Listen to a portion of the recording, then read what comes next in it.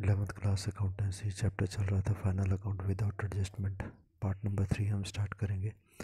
सबसे पहले जो टॉपिक डिस्कस करने जा रहे हैं वो है difference between trading account and profit and loss account. Trading and profit and loss account में अंतर। पहला पॉइंट जो है अंतर का वो है अर्थ या फिर मीनिंग। ट्रेडिंग अकाउंट में आप लिखेंगे कि लाभ हानि खाते का ये एक भाग होता है। It's an part of profit and loss account. यदि हम कहें तो ये इनकम जो हमारी स्टेटमेंट होती है उसका पार्ट होता है। It's an part of income statement.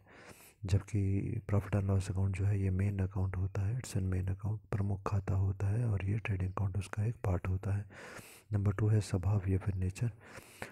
जो हमारा ट्रेडिंग अकाउंट होता है इसकी मदद से हम लोग ग्रॉस प्रॉफिट या ग्रॉस लॉस का पता लगाते हैं। It helps to find out the gross profit और ग्रॉस लॉस। जो प्रॉफिट एंड लॉस अकाउंट होता है इसकी मदद से हम नेट प्रॉफिट या नेट लॉस का पता लगाते हैं, जिसको हिंदी में हम शुद्ध लाभ या शुद्ध हानि कहते हैं। It helps to find out the net profit और नेट लॉस। थर्ड पॉइंट हमारा है मदेय या फिर आइटम्स। मदेय आइटम का मतलब है कि ट्रेडिंग अकाउंट में कौन कौन सी चीज़ें लिखी जाती हैं, तो हम डिस्कस कर चुके हैं इनको फॉर्मेट में। इसमें ओपनिंग स्टॉक लिखा जाता है, क्लोजिंग स्टॉक लिखा जाता है, परचेज सेल और डायरेक्ट एक्सपेंसेस प्रत्यक्ष व्यय यहाँ पर दिखाए जाते हैं। प्रारंभिक और अंतिम स्टॉक, क्रय विक्रय और प्रत्यक्ष व्यय डायरेक्ट एक्सपेंसेस जिनका कि उत्पादन से सीधा संबंध होता है। लाभ हानि खाता या प्रॉफिट एंड लॉस अकाउंट हमारा जो होता है इसमें ऑफिस के खर्चे, ऑफिस एक्सपेंसेस, सेल्स बिक्री के खर्चे, वितरण डिस्ट्रीब्यूशन, वस्तुओं को बांटना बेचने के खर्चे, मैनेजरल एक्सपेंसेस बिजनेस को चलाने के खर्चे, फाइनेंशियल एक्सपेंसेस पैसों के लेने के खर्चे, लेने देने के खर्चे इत्यादि यहाँ पर दिखाए जाते हैं। चौथा पॉइंट है शेष का हस्तांतरण और ट्रांसफ़र ऑफ द बैलेंसेस। जो हमारा ट्रेडिंग अकाउंट होता है इसका जो बैलेंस होता है वो बैलेंस हम प्रॉफिट एंड लॉस अकाउंट में ट्रांसफ़र कर देते हैं, चाहे डेबिट साइड या क्रेडिट साइड। जबकि प्रॉफिट एंड लॉस अकाउंट जो होता है इसका जो बैलेंस आएगा उसको हम बैलेंस शीट में ट्रांसफ़र करते हैं, कैपिटल में इसको जोड़ते हैं। पांचवा पॉइंट है आय विवरण का अंश या part of the income statement. आय विवरण हम लोगों ने पहले पढ़ा था। इनका जब ट्रेडिंग अकाउंट और प्रॉफिट एंड लॉस अकाउंट को मिला दिया जाए तो ये आय विवरण या इनकम स्टेटमेंट बन जाता है। तो ये जो इनकम स्टेटमेंट बनेगा इसका पहला पार्ट ट्रेडिंग अकाउंट होगा, दूसरा पार्ट जो है वो प्रॉफिट एंड लॉस अकाउंट होगा। It's an first part of income statement, other one is second part of income statement. Six point is revenue या फिर आयगत। यहाँ पर लाभ आयगत का मतलब कहाँ से आय हमारे को होती है। ट्रेडिंग अकाउंट में जो आय होती है वो विक्रय से आय होती है। ट्रेडिंग अकाउंट की क्रेडिट साइड पर एक ही आइटम आती है सेल की, जिससे कि हमारे को इनकम हो रही होती है। जबकि प्रॉफिट एंड लॉस अकाउंट में एक तो ग्रॉस प्रॉफिट आता है और बाकी सभी इनकम, सभी लाभ यहाँ पर दिखाए जाते हैं। Records the gross profit and other incomes and gains. उसके बाद अगला जो टॉपिक हमारा आएगा वो है operating profit and net profit. तो ऑपरेटिंग प्रॉफिट क्या होता है, नेट प्रॉफिट के बारे में हम लोग पढ़ चुके हैं पहले। तो ऑपरेटिंग प्रॉफिट जिसको हम संचालन लाभ बोलते हैं। संचालन या ऑपरेटिंग के नाम से ही क्लियर होता है। संचालन होता है चलाना, ऑपरेट होता है बिजनेस को चलाना। तो इसको ज्ञात करने के लिए हम क्या करते हैं, ग्रॉस प्रॉफिट हमारा जो आता है ट्रेडिंग अकाउंट में से, उसमें से ऑपरेटिंग एक्सपेंसेस को घटा देते हैं। बिजनेस को चलाने के जो खर्चे होते हैं उनको घटा दिया जाता है तो हमारा ऑपरेटिंग प्रॉफिट आ जाता है। तो ऑपरेटिंग एक्सपेंसेस जो है व्यवसाय के मुख्य और सामान्य क्रियाओं से संबंधित होते हैं। जो मेन काम बिजनेस हमारा करता है, सामान्य जनरल काम जो बिजनेस में किया जाता है, उससे संबंधित खर्चे जो होते हैं उनको ऑपरेटिंग एक्सपेंसेस या संचालन व्यय कहा जाता है।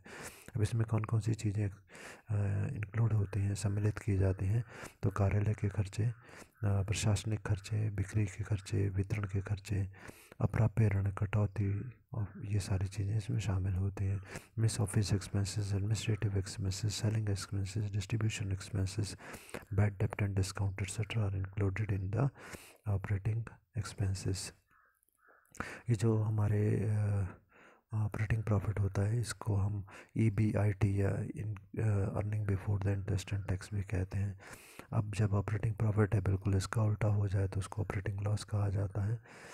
जब operating expenses, operating gross profit जो हमारा ट्रेडिंग अकाउंट से आया है उससे ऑपरेटिंग एक्सपेंसेस बढ़ जाते हैं तो हमारा ऑपरेटिंग लॉस आता है।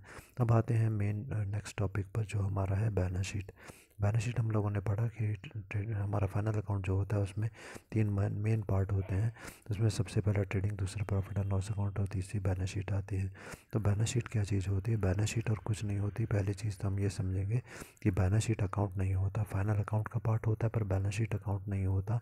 इसकी डेबिट और क्रेडिट साइड्स नहीं होती, ना ही इसकी डेबिट साइड की आइटम के आगे टू और क्रेडिट साइड की आइटम के आगे बाय लगाया जाता है।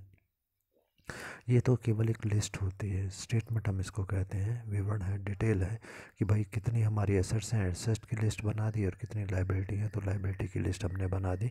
इसको हम लोग बैलेंस शीट बोलते हैं। अकाउंट्स को बैलेंस करना है यहाँ पर बस। तो ये एक निश्चित तिथि पर बनाया जाता, बहुत बड़ी विशेषता इसकी ये है कि वे निश्चित तिथि पर बनाया जाता है। Trading profit and loss account जो होते हैं वो साल के आखिर में बनाए जाते हैं, पर पूरे साल के लाभ हानि को बताते हैं।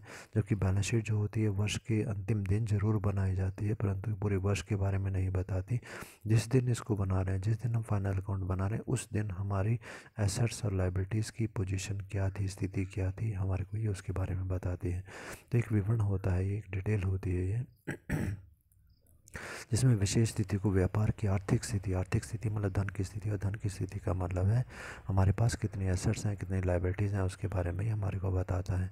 डेफिनेशन हम इसकी देते हैं, ये खाता नहीं होता, ठीक है। आर्थिक स्थिति इसके द्वारा ज्ञात की जाती है। ये खाता नहीं होता मतलब अकाउंट नहीं होता, ये आर्थिक विवरण है। विवरण मीन्स डिटेल होती है ये।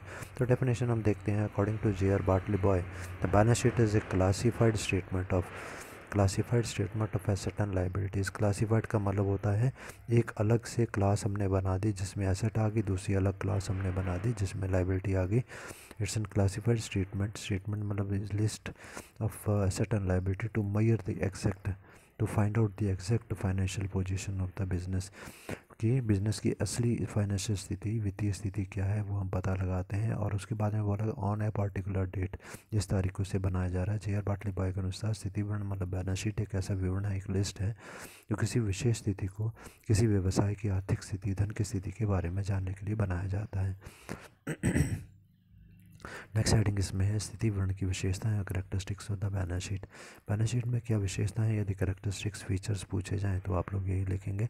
पहला ये विवरण है, खाता नहीं, it's an statement and not an account. हम पढ़ चुके हैं, अकाउंट नहीं होता ये, इसमें टू और बाय शब्दों का प्रयोग नहीं होता, डेबिट क्रेडिट साइड नहीं होती, ठीक है। सेकंड पॉइंट इसमें है, इसमें डेबिट और क्रेडिट पक्ष नहीं होते, does not have debit and credit side.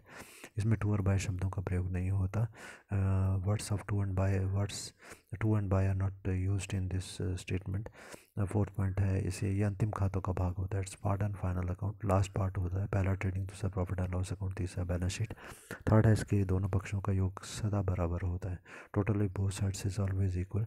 Balance sheet जब हम बनाते हैं इसकी दो साइड होती हैं, एसेट और लाइबिलिटीज़, और जब हम इनका टोटल करते हैं, सारी एसेट लिख दी, सारी लाइबिलिटी लिख दी, तो अपने आप अंत में जब हम टोटल करेंगे तो दोनों का टोटल, दोनों साइड का टोटल हमेशा बराबर आ जाता है। यदि ये बराबर नहीं आता है, इसका मतलब हमने अकाउंट्स बनाने में कहीं पर कोई गलती कर दी है। सिक्स पॉइंट हमारा होता है, यह व्यक्तिगत और वास्तविक खातों का सारांश है, it's an summary of the personal real account. ये चीज़ समझने वाली है, व्यक्तिगत और वास्तविक खातों का सारांश होता है। जब हमने अकाउंट्स स्टार्ट किया था उस टाइम पर हमने पढ़ा था कि व्यक्तिगत खाते होते हैं, पर्सनल अकाउंट किसी व्यक्ति का खाता, और वास्तविक खाते होते हैं, रियल अकाउंट किसी वस्तु के बारे में। तो व्यक्ति के खाते हो गए मतलब किन व्यक्तियों से हमने पैसा लेना है, जिनको हम बोलेंगे डेटर, और जिन व्यक्तियों को हमने पैसा देना है उनको हम बोलेंगे क्रेडिटर्स। तो यहाँ पर डेटर्स और क्रेडिटर्स लिखे जाते हैं। दूसरी बात, वास्तविक खाते रियल अकाउंट के बारे में हमने पढ़ा था। ये रियल अकाउंट वो सारी चीज़ें होती हैं जिनको देखा और छुआ जा सकता है, जैसे हमारे पास पैसा है, हमारे पास मशीन है, हमारे पास बिल्डिंग है, हमारे पास लैंड है, हमारे पास फर्नीचर है, ये सारी चीज़ें, ठीक है, हमारे पास गुड्स हैं, ये सारी चीज़ें हम यहाँ पर दिखाते हैं। तो ये रियल अकाउंट का सारांश होता है। सेवंथ पॉइंट हमारे को दिया कि इसकी डेबिट साइड जो होती है, यदि हम, वैसे तो इसकी कोई डेबिट और क्रेडिट साइड नहीं होती, यदि हम कहें कि इसकी डेबिट साइड कौन सी होगी, तो डेबिट साइड जो होती है दाईं साइड वाली होती है, तो दाईं साइड में सारी एसेट्स आती हैं। और यदि हम बोलें इसकी क्रेडिट साइड कौन सी होती है, तो वो बाईं साइड वाली होती है जिसमें कि लाइबिलिटीज आइटम दिखाई जाती हैं। On it's debit side the right which is the right side, the assets are shown, the summary of the assets are shown, and on its credit side, which is the left side of the balance sheet, the liabilities are shown. 8 point है, ये एक विशेष तिथि को बनाया जाता है, it's prepared on the specific date and shows the financial position on that specific date, की उस विशेष तिथि को हम बना रहे हैं और विशेष तिथि को हमारी एसेट्स और लाइबिलिटीज़ की स्थिति क्या है वो हमको बताता है। 9 पॉइंट है, गैर कंपनी संस्थाएं जो होती हैं, जैसे एकाकी व्यापार, साझेदारी, इनका कोई निश्चित प्रारूप नहीं होता। गैर कंपनी संस्थाएं मतलब जो कंपनी नहीं होती, उनमें जब हम बैलेंस शीट बनाते हैं तो इसको हम जैसे मर्जी बना सकते हैं, इसका कोई विशेष रूप नहीं होता। केवल कंपनीज़ के लिए एक विशेष उसका फॉर्मेट होता है जो नेक्स्ट ईयर हम 12th क्लास में पढ़ेंगे। It has no specific format for the non company organisations. 10th point हमारा है, यह संस्था की वित्तीय स्थिति दर्शाता है। It shows the financial position of the business, कि जिस तारीख को हम बैलेंस शीट बना रहे हैं उस तारीख को हमारी धन की स्थिति किस प्रकार की है, कितना पैसा हमारे पास है, कितना पैसा हमारा बैंक में जमा है, कितना पैसा हमने लोगों से लेना है, कितना पैसा हमारे एसेट्स में लगा है, कितना पैसा हमने लोगों का देना है, मालिकों का कितना पैसा लगा है, ये सब कुछ हमें इसके द्वारा पता चलता है। 11th पॉइंट है, इसका शीर्षक इस प्रकार होता है, its heading is like the balance sheet as on at date. इसका मतलब ये हुआ कि जब हम ये बैलेंस शीट बना रहे होते हैं तो उसका जो हेडिंग हमारा होता है वो हेडिंग हमारे को किस प्रकार से लिखना होता है, हम लिखते हैं बैलेंस शीट एज ऑन, कि बैलेंस शीट इस तारीख को, ठीक है, किस तारीख को, जिस तारीख को, जैसे 31 दिसंबर को बना रहे हैं बैलेंस शीट एज एट 31 दिसंबर, इस तरीके से इसका हेडिंग लिखा जाता है। जबकि ट्रेडिंग और प्रॉफिट एंड लॉस अकाउंट का हेडिंग होता है trading and profit and loss account for the year ending on 31 December. Next topic पर आते हैं, जो कि बैलेंस शीट या स्थिति विवरण की आवश्यकता एवं महत्व, need and importance of balance sheet. Need and importance of balance sheet पर आते हैं और पहला पॉइंट दिया गया है, व्यवसाय की आर्थिक स्थिति का ज्ञान कराती है। It tells about the financial positions of the organisations, ये कंपनी की वित्तीय स्थिति किस प्रकार की उसके बारे में जानकारी मिलती है। सेकंड पॉइंट है, समस्त लेनदारों देनदारों का ज्ञान हमें प्राप्त हो जाता है। To know about the debtors and creditors of the organization, the balance sheet is prepared.